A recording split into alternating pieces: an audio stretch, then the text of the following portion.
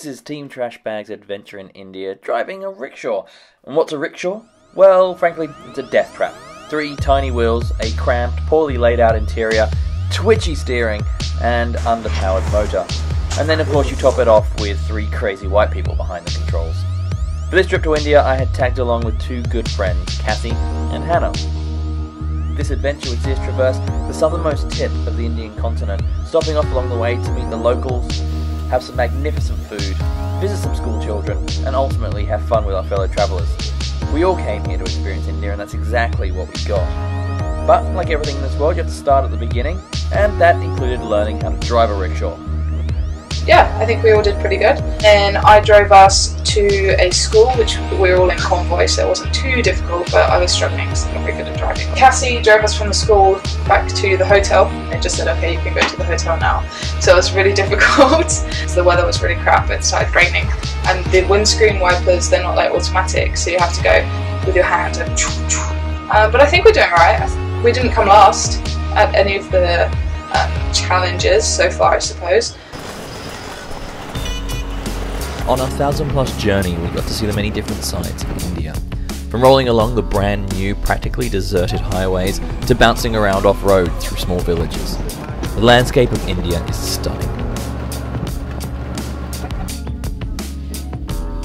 While we often think of an overpopulated, crowded country, and I'll agree, the Indian cities do have that feel, outside in the rural areas, you feel calm and they're very beautiful, and the pace of life is much, much slower.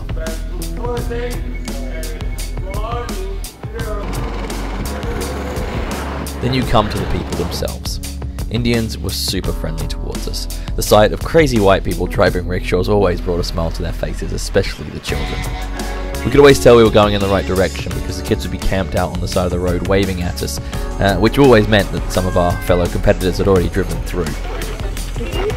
We also got to visit several schools and interact with the kids, and on the final day we had a few supplies left, so we went hunting. Around the back of the church to have a look, and there were some kids here playing soccer, so Hannah and I played with them, and now we're giving them the last of our stuff, and Brett's giving them some pens. Pens! Pens! Yeah!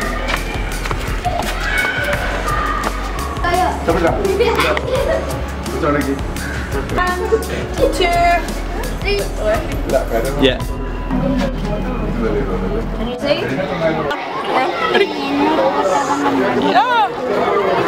From the random adventures to the breakdowns, the heat, the dust, sore bums and banged elbows, the rickshaw challenge was an absolute blast.